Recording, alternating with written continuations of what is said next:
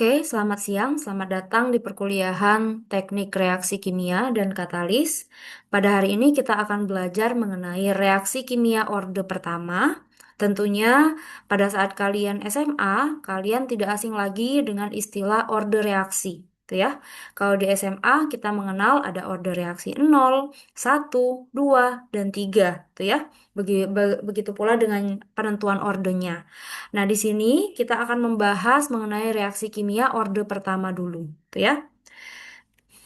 Berbicara mengenai reaksi kimia, kita harus tahu dulu apa yang dimaksud dengan reaksi kimia, gitu ya. Jadi reaksi kimia itu adalah proses perubahan zat menjadi zat baru, gitu ya. Nah, nanti pada saat kalian praktikum, kalian akan melakukan praktikum reaksi unimolekuler irreversibel. Di mana di sini ada istilah baru, yaitu unimolekuler dan juga irreversibel. Reaksi unimolekuler merupakan reaksi kimia di mana satu molekul reaksi mengalami perubahan menjadi produk tanpa keterlibatan langsung molekul lain pada tahap penentu laju, gitu ya. Atau di sini bisa kita lihat gitu ya, ternyata ada satu zat A gitu ya yang menjadi produk gitu ya. Nah, di mana di sisi reaktan itu hanya terdapat satu zat saja, yaitu satu zat A. Maka reaksi tersebut bisa kita golongkan menjadi reaksi unimolekuler, gitu ya. Kemudian yang kedua, ada istilah yang kedua, yaitu adalah irreversible. Jadi reaksi irreversible ini merupakan atau menandakan gitu ya, bahwa produk yang terbentuk itu tidak bisa kembali menjadi pereaksi atau reaktan gitu ya, sehingga arah reaksi itu akan berlangsung maju. Salah satu contoh sederhana gitu ya dari reaksi unimolekuler adalah dekomposisi termal urea menjadi amoniak dan juga isosianat. Nah, ini yang nanti bakal kita lihat gitu atau kita amati pada saat kalian praktikum gitu ya. Di mana urea nanti akan dipanaskan pada suhu sekitar 120 sampai 140 derajat. Kemudian diamati pada perubahan masanya.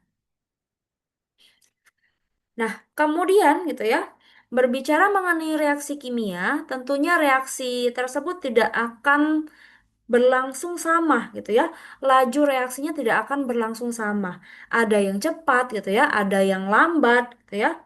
Nah, hubungan antara laju reaksi gitu ya dan juga konsentrasi reaktan ini akan disebut dengan orde reaksi, gitu ya. Nah, di sini kita lihat ada grafik atau gambar gitu ya, di mana sumbu X adalah reaktan atau pereaksi dan sumbu Y adalah V atau laju reaksi. Di mana di sini kita lihat hubungannya adalah linier gitu ya, berbanding lurus. Yang artinya gitu ya, jika konsentrasi reaktan tersebut kita kurangi gitu ya, setengahnya gitu ya, maka laju reaksi juga akan turun setengahnya. Nah, persamaan dari si order reaksi ini gitu ya, persamaan reaksi kimia ini gitu ya, itu akan dijelaskan pada persamaan satu, yaitu minus DCA per DT sama dengan KCA, di mana CA adalah konsentrasi reaksi A dengan satuan mol per liter, K adalah konstanta laju reaksi dengan satuan S pangkat min 1, dan T adalah waktu reaksi dengan satuan S atau second, gitu ya. Nah, dari persamaan tadi itu bisa kita turunkan, tuh ya. Kenapa harus kita turunkan? Karena persamaan ini itu masih belum jadi, tuh ya, sehingga belum dapat kita gunakan. Nah, bagaimana cara menurunkannya? Tuh ya, kita lihat satu persatu. Tadi dituliskan di slide sebelumnya adalah DCA per DT, ya, sama dengan K dikalikan dengan CA. Maka di sini kita kalikan silang satu per satu, gitu ya. Yang mana yang ada CA kita kumpulkan dengan CA, gitu ya. Dan yang ada T, gitu ya, kita kumpulkan dengan T. Dalam hal ini T itu kita kumpulkan dengan K. Jadi persamaannya akan menjadi seperti ini. DCA gitu ya per CA sama dengan K dikalikan dengan DT. Tuh. Kemudian kalian masuk ke persamaan 2. gitu ya, sehingga kalian integralkan gitu ya. Yang di ruas kiri itu dari CA0 menuju CA, di ruas kanan dari 0 menuju T. Sehingga nanti kalian dapatkan persamaan 3 yaitu minus ln CA per CA0 sama dengan KT. Atau kalau kalian mau linearkan akan menjadi ln CA sama dengan ln CA0 dikurangi KT. Gitu ya. Nah, jika kalian hubungkan dengan konversi, maka di sini akan muncul persamaan seperti ini ya, persamaan 5, yaitu X sama dengan mol A yang bereaksi per mol A mula-mula. Gitu ya. Nah, karena CA sama dengan CA0 dikalikan 1 minus X, sehingga ln CA0 per CA akan menjadi ln CA0 per CA0 1 min X. Gitu ya. Dan bisa juga kita gantikan menjadi ln 1 per 1 min X. Tuh ya. Karena kenapa? Ini bisa kita coret. Kemudian kita substitusikan ke persamaan orde 1 yang tadi. Gitu ya. Sehingga akan didapati persamaan 7. Yaitu ln 1 per 1 min X sama dengan KT. Gitu ya. Nah, selanjutnya jika pengukuran menggunakan fraksi massa atau konversi X, maka hubungan kinetik menjadi X atau fraksi konversi per reaksi itu ya didapatkan dengan persamaan linear ln 1 min X sama dengan minus KT. Nah, kenapa kita bisa menggunakan persamaan ini gitu ya? Karena terkadang untuk mengukur yang namanya konsentrasi pereaktan atau pereaksi itu akan sulit dilakukan gitu ya. Makanya kita pakai pendekatan dengan fraksi massa gitu ya. Sehingga nanti kalian hanya perlu memplotkan gitu ya grafik antara ln 1 min X versus T-nya atau waktu gitu ya. Nah, untuk mencari nilai X gitu ya, atau fraksi massa, tuh, kita bisa dekati dengan persamaan X fungsi T sama dengan M0 dikurang MT dibagi dengan M0 dikurangi dengan M infinite. Di mana M0 itu adalah massa awal urea. MT adalah massa urea pada waktu T. Sedangkan M infinite adalah massa sisa padat setelah reaksi berhenti. Atau kita sebut dengan residu tak menguap. Tuh ya.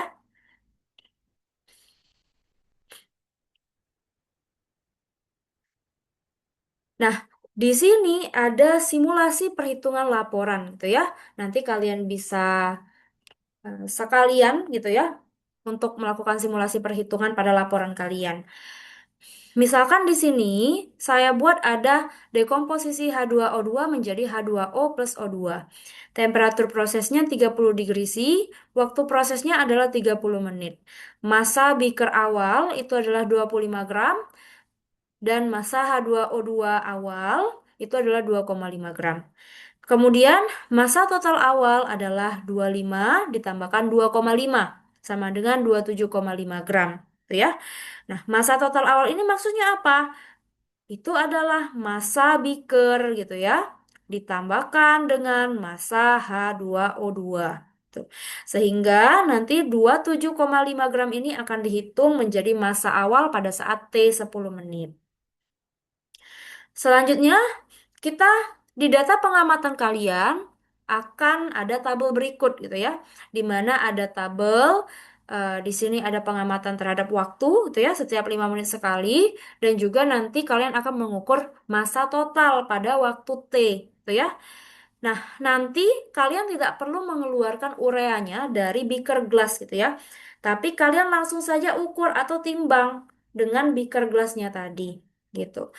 Misalkan di sini pada saat T 0 menit ditimbang dapatlah 27,5 gram. Sehingga massa H2O2 itu sebenarnya 2,5 gram. Itu ya, ingat yang diketahui di awal tadi.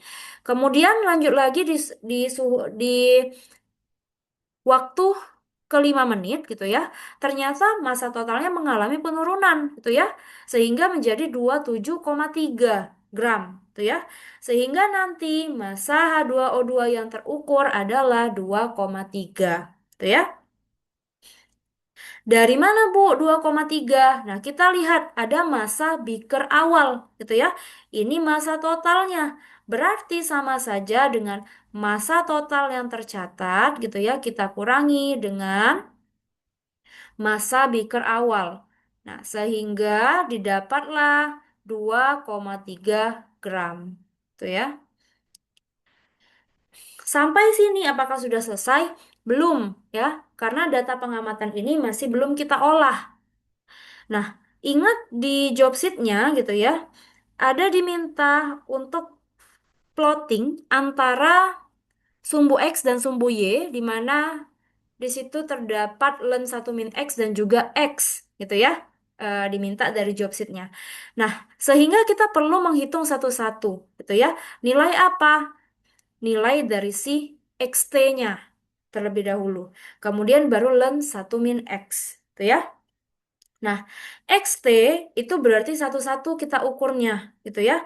Di mana di sini XT adalah M0 dikurangi MT per M0 dikurangi M infinite.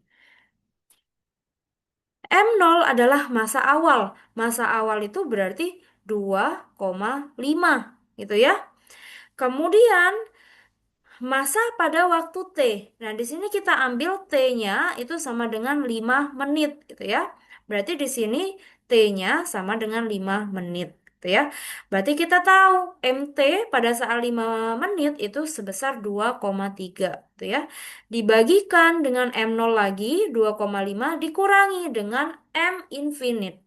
M infinite itu apa? Artinya adalah massa yang tidak berubah lagi setelah dipanaskan atau massa padatan tak menguap, gitu ya. Di sini bisa kita lihat pada suhu 30 sampai 35 itu sudah terbentuk yang namanya M infinite atau di sini 1,5 gram. Kemudian kita bagikan, kita dapatlah XT yang pertama itu sekitar 0,154. Tuh ya. Nah, setelah itu kita masukkan untuk mencari len 1 min X gitu ya. Karena XT-nya atau X sudah diketahui, maka tinggal kita substitusi saja nilai tadi gitu ya. Misalkan pada saat 5 menit berarti 1 dikurangi 0,154 gitu ya. Jadilah sekitar minus 0,167 gitu. Nah, di sini perlu kita pahami gitu ya. Jadi ada yang namanya M0, ada yang namanya MT, ada yang namanya M infinite. Tuh ya. Nah, selesai kita dengan mengolah data pengamatan tadi, kita langsung buat grafiknya. Grafiknya akan terbentuk sumbu X dan juga sumbu Y. Sumbu X adalah waktu dalam second gitu ya. Kemudian sumbu Y adalah ln 1 min X gitu ya. Nah, di sini tuh ya, pada saat kalian membuat grafik ini, kalian akan mendapatkan persamaan linearnya. Persamaan linearnya itu bagaimana gitu ya? Oh, berarti nanti kalian bisa buka Excel gitu ya, kalian munculkan persamaan linearnya. Sehingga di sini gitu ya, Ibu sudah dapatkan persamaan linearnya adalah Y sama dengan minus 0,0445 X plus 0,087. Dengan regresinya